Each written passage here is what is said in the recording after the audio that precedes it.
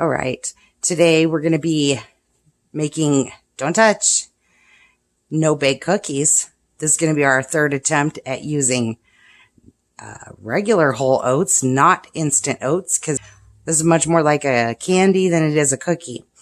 Okay, first thing you're going to need is a heavy saucepan. I wouldn't recommend using a non-stick one because then you can't use your cookie scoop to scoop it out without scratching your pan. So we have a stainless steel pan here. Just going to turn that on to medium. And you're going to add 1 stick of butter. I'll get this. Mater, no eating the oats. Then you're going to need 1.5 cups of sugar. What cup is sugar? A half a cup of packed brown sugar.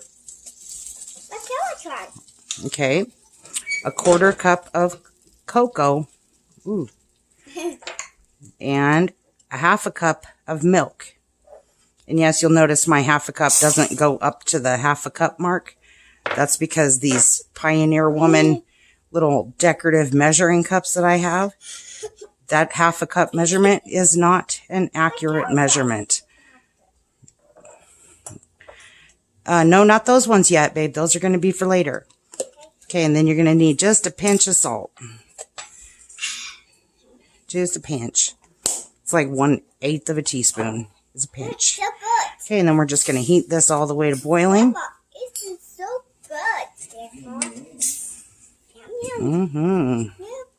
You want to get all your ingredients measured out before you start cooking this because it goes together really quickly. Let's turn that heat up to high. So yummy. I haven't made no-bake cookies since last Christmas. Last few times I tried making this recipe with not instant oats. It turned out too dry, too crumbly, makes a big mess. So today we're going to increase the measurement of the vanilla by 2 teaspoons. And we're going to cook it just a touch longer. And hopefully that'll do the trick. The instant oats are processed really heavily and they don't have the same nutritional value as regular oats. Okay, so you're going to get this to a boil and you're going to boil this for 1.5 minutes. As soon as this butter's melted and it's boiling, we'll set the timer for 1.5 minutes. And that's on high. Little bits burning around the sides there. That's why you need a heavy skillet or a heavy pot. Don't touch it. It's so hot. Super hot. It's the chocolate. Yeah, we're making chocolate. Chocolate. Yeah. Okay, now that that butter's melted, I'll leave that alone for a minute. Stop stirring it. And they're almost to a boil here. Don't want to set it too early. There we go. That's about right. Now set your timer for 1.5 minutes. And don't stir it while this is boiling here. It's starting to smell really good. Bet if you put some instant coffee in this, it would make a really good chocolate flavor.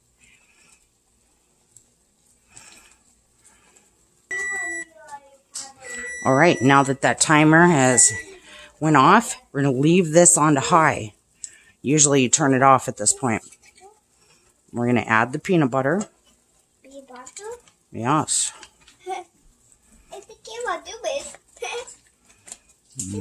Okay, that's a 1/2 cup of peanut butter. Let Kayla do it. No, Kayla's not doing it. Let Kayla do it. We're going to get it really hot before we add those oats. 4 teaspoons of vanilla. Okay. No. You're going to have to let Grandma do this. This is very hot. Okay, and we're just going to mix this up until all that peanut butter is really good and melted. All right, now that that's really good and melted, return back to a boil after we added that peanut butter and vanilla. We're going to turn it off. Now you're going to quickly add 3 cups of not instant oats.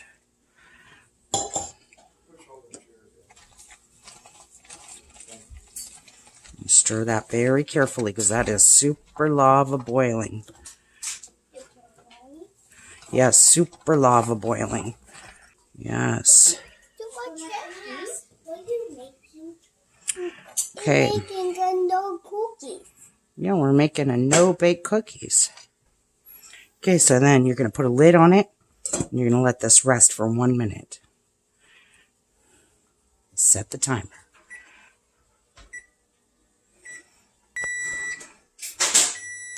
Okay, now that that 1 minute timer's off, we're going to turn it off. No. That's right. Remove that lid very carefully. You do not want to accidentally touch the outside edges of this pan. You're just going to reach in here with a tiny ice cream scoop. And then you can put this on waxed paper if you like to put it on waxed paper. Oh, I think that's going to work, guys. I hate buying instant oatmeal just so that I can make no-bake cookies. I don't like to use instant oatmeal. Okay. You're just going to set them on you could use parchment paper or wax paper or cookie sheet. But I have these little trays. I got 4 of them here. And they have this little design on the bottom of them. So when your cookie cools and you take it off, your cookie has a neat little design. You see that design really close? I have had these for ages. I wouldn't even know where you'd buy them at if you needed to buy some more. Now, usually when you're setting peanut butter or no-bake cookies up, they start to harden because they're cooling down too quick. By the time you get to the bottom, your cookies are already starting to set up. And it works against you because then you feel rushed. This is staying nice and moist, and it's a little bit thin, which is going to be perfect because then it's going to help those oats finish cooking while they sit. I think we finally figured it out. This is my 3rd or 4th attempt. I tried adding a little more butter. I tried adding a little bit more peanut butter, and the measurements are just really weird when you do it that way.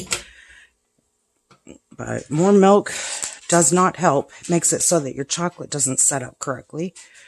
More butter makes them a little bit too oily when you pick them up. Okay, so this time here we just used a little extra vanilla.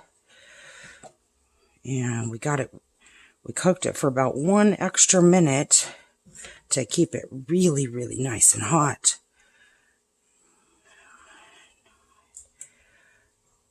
Oh my. I think we did it. It's turning out perfect. Okay, now let's get our other sheet. You want to start tipping it at this point because all that thin stuff that's down there will start to cool. So you want to keep it into a bundle here. And this does get messy. Don't worry about that. If you wait a little too long to do this, those little oats will start sticking up out of that chocolate instead of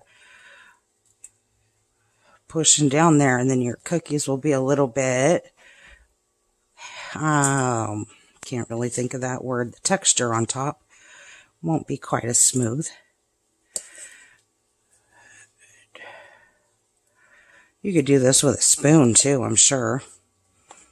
If you don't have one of these tiny, I use this for ice cream too. If you have those tiny little waffle cones that the girls like for ice cream, this little scoop right here does the perfect ice cream scoop for those because you can actually stuff the cone with this size of a scoop.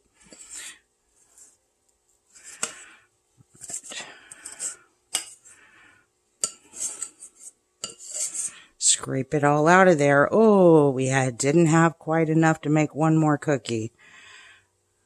Those are pretty big cookies. We could have definitely made those smaller. But we're just making a little snack for our Sunday afternoon. I was out of eggs. So we got 15 here.